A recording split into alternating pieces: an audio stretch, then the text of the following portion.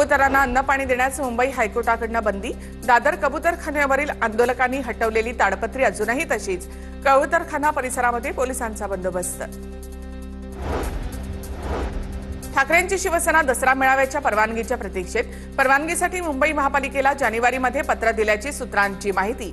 ठाकरेंच्या शिवसेनेकडून 6 ते 7 महिने आधीच परवानगीसाठी अर्ज।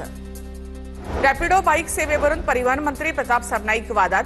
विरोधकांकडून सरनाईकांवर टीकेची झोड, तर विरोधकांचं टीका करण्याचं काम, त्याशिवाय त्यांचं दुकान चालणार नाही, प्रताप सरनाईक यांचं प्रत्युत्तर। ड्रग्ज प्रकरणामधील आरोपीकडून सत्कार कार्यक्रमावर बोलण्यास बावनकुळे यांनी टाळलं। आमदार राणा जगजितसिंह पाटील भूमिका मांडणार। तुळजापूरमधील कार्यक्रमात आरोपीकडून सत्कार स्वीकारल्यामुळे टीका। प्रफुल्ल लोढाला जेलमध्ये संपवण्याचं काम केलं जात असल्याचा एकनाथ खडसेंचा आरोप। प्रफुल्ल लोढा याला जेलमध्ये मारूनही टाकतील, एकनाथ खडसे यांना भीती।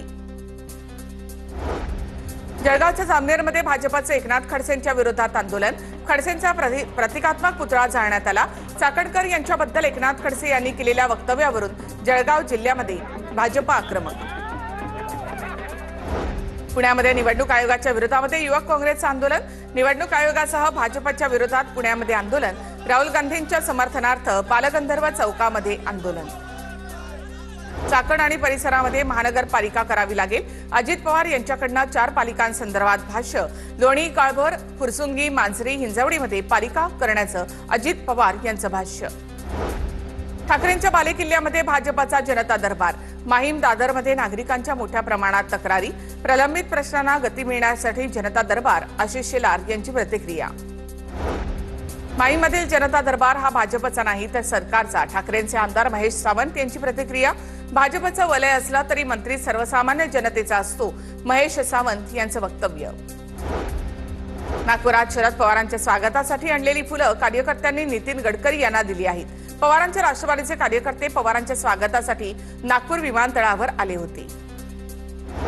आमदार गोपीचंद पडळकर यांनी पुण्यामध्ये मुख्यमंत्री फडणवीसांची भेट घेतली। गोपीचंद पडळकर आणि फडणवीस यांच्यामध्ये गाडीजवळ चर्चा। कल्याणमध्ये पुन्हा मराठी अमराठी असा वाद।